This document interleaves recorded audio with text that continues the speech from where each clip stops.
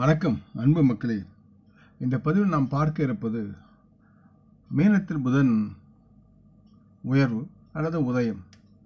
இந்த உதயத்தில் துலாம் விருச்சிகம் ஆகிய 2 ராசிகளின் சாதக பாதக பலன்களை பற்றி பார்ப்போம். மீனத்தில் புதன் உதயம் புத்திசாலித்தனம், கற்றல் மற்றும் கைவினைத்திறன் ஆகியவற்றின் கிரகமாக பார்க்கப்படுகிறார். அதே நேரத்தில் அதை தொடங்குவதற்கு முன் புதன் கிரகம் மற்றும் மீனத்தில் அதன் எழுச்சியை பற்றி கொஞ்சம் நாம் தெரிந்து கொள்வோம். சோதிடத்தில் உயர்வு என்பதன் அர்த்தம், சோதிட சாஸ்திரத்தில் கால உயர்வு என்பது உதயமாகும் ராசியை குறிக்கிறது. இங்கே நீண்ட சஞ்சாரம் மீன ராசியில் புதன் உதயமாகும் நிகழ்வு நடக்கிறது. எழுச்சி என்பது இந்த சூழலில் நாம் கருத்தில் கொள்ள வேண்டியது ஏற்றமாகும். இங்கு புதன் வலுவிழந்திருப்பதால், மீனத்தில் நீச்சமாகி வலுவிழந்திருப்பதால் தற்சமயம் அவர் அதில் பலம் பெற்று உயர்ந்து சிறிது பலம் பெறுவதால் கணிசமான பலம் பெற்று நலமுடன் ராசிகளை பார்க்கிறார். மீனத்தில் இந்த புதன் உதயத்தின் போது கிரகங்களின் ராஜாவான சூரியன் மேஷ ராசியில் பூமிக்கு அருகில் செல்கிறார். இந்த நிகழ்வின் போது அவரின் மேன்மையின் அடையாளம் அதிகமாக மக்களால் பார்க்கப்படுகிறது. மீனத்தில் புதன் உதயமாகும் இந்த நேரத்தில் துலாம் விருச்சிகம் ஆகிய 2 ராசிகளின் சாதக பாதக பலன்களை பார்ப்போம். துலாம் ராசிக்காரர்களுக்கு புதன் 9 மற்றும் 12ஆம் வீட்டிற்கு அதிபதியாகவும், மீனத்தில் புதன் உதயமாகும் போது 6ஆம் வீட்டில் உதயமாகிறார். மேற்கூறியவற்றின் காரணமாக உங்கள் வளர்ச்சியை நீங்கள் ஏற்றத்தாழ்வுகளை சந்திக்க நேரிடலாம். இந்த புதன் உதயமாகும் போது நீங்கள் மீண்டும் பதிவுகளை எதிர்கொண்டிருக்கலாம். நீங்கள் அதிர்ஷ்டம் இல்லாமல் இருக்கலாம் சில நேரங்களில். இதன் காரணமாக நீங்கள் பின்தங்கி இருக்கலாம் உங்களுடைய வாழ்வில். மற்றும் இது போன்ற பின்னடைவுகள் தங்களுக்கு வருத்தத்தை ஏற்படுத்தக்கூடிய சூழலும் இருக்கிறது. தொழில் ரீதியாக நீங்கள் ஒரு வேலையில் இருந்தால் நீங்கள் செய்யும் வேலையில் அதிக திருப்தியை பெற முடியாமல் போவதற்குண்டான சூழலும் இருக்கிறது. தேவையற்ற நோக்கங்களுக்காக உங்கள் வேலையை மாற்றும் சூழ்நிலைக்கு நீங்கள் தள்ளப்படலாம். இது உங்களுக்கு கவலை ஏற்படுத்தும். இருந்தாலும் சற்று பொறுமையுடன் இருக்க வேண்டிய அவசியம் இருக்கிறது. பொருளாதார பண விஷயத்தில் நீங்கள் உங்கள் நிதியில் பிரச்சனைகளை சந்திக்க நேரிடலாம். மற்றும் இதன் காரணமாக இந்த நேரத்தில் நீங்கள் அதிக செலவுகளை சந்திக்க நேரிடும். உங்கள் குடும்பத்திற்கான அதிக அர்ப்பணிப்புகள் மற்றும் செலவுகள் காரணமாக நீங்கள் கடன் வாங்கும் மற்றும் கடன்களை பெறுவதற்குண்டான சூழ்நிலைக்கு நீங்கள் உள்ளாகலாம். நீங்கள் குறைந்த சேமிப்பில் ஈடுபட்டிருக்கும் உங்களுடைய சேமிப்பு கரைவதற்கும் வாய்ப்புகள் அதிகமாக இருக்கிறது. நீங்கள் வியாபாரம் செய்கிறீர்கள் என்றால் இந்த நேரத்தில் நீங்கள் பணத்தை இழக்கும் சூழ்நிலையில் உங்களை தக்க வைத்துக் கொள்வீர்கள். இதன் விளைவாக உங்கள் வணிக திட்டங்களுக்கு நீங்கள் சரி செய்ய வேண்டியிருக்கும். அதை விரிவுபடுத்த முடியாமல் சிரமப்படுவீர்கள்.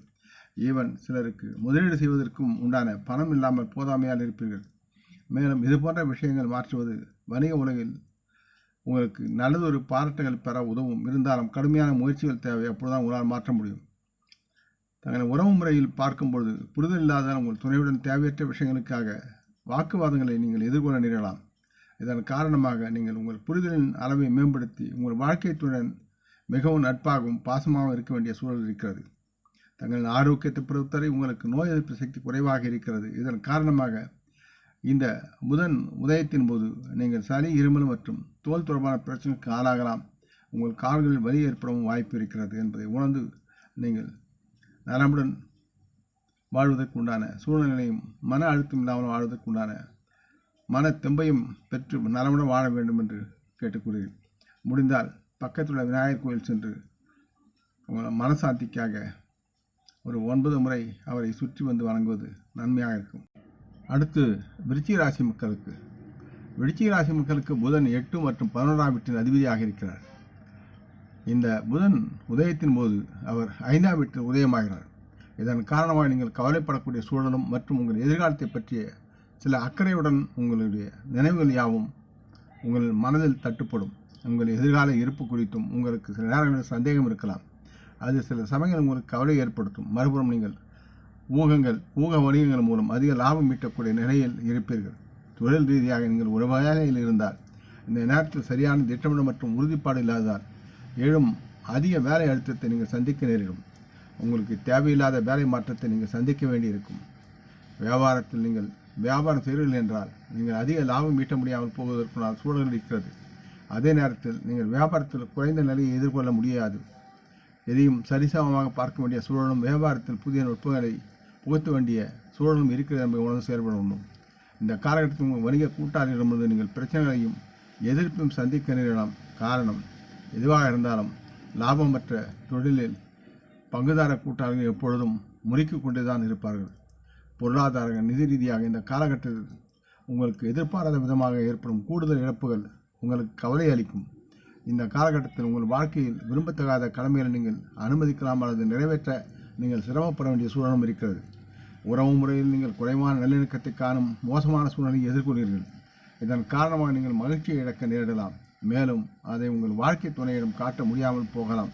ஆகவே வாழ்க்கை துணையுடன் மனதில் உள்ள குப்பைகளை கொட்டாமல் அன்புடனும் பண்புடனும் பேசி குடும்பத்தை மகிழ்ச்சி கடலில் ஆழ்த்த வேண்டியது உங்களுடைய கடமையாக இருக்கின்றதை உணர்ந்து செயல்பட வேண்டும். தங்களின் ஆரோக்கியத்தை பொறுத்தவரை உங்கள் குழந்தைகளின் ஆரோக்கியத்திற்காக நீங்கள் அதிக பணம் செலவழிக்க வேண்டியிருக்கிறது. இந்த நேரத்தில் உங்கள் குழந்தைகளின் ஆரோக்கியம் உங்களை சிந்திக்க வழிக்கும். அவர்களுடைய செயல்பாடுகளில் நீங்கள் சில நேரம் மனதை லயிக்கக்கூடிய தன்மையிலும் நீங்கள் இருப்பீர்கள். முடிந்தவரை குடும்பத்துடன் பக்கத்தில் உள்ள முருகன் கோயில் சென்று வருவதும் தினமும் சண்முக கவசத்தை கேட்பதும் உங்களுக்கு நன்மையாக இருக்கும். இந்த பதிவை நீங்கள் விரும்பியிருப்பீர்கள் நம்புகிறேன். அப்படி இருந்தால் நீங்கள் இதை உங்கள் நலமுறையில் பகிர்ந்து கொள்ள வேண்டும் என்று கேட்டுக்கொள்கிறேன்.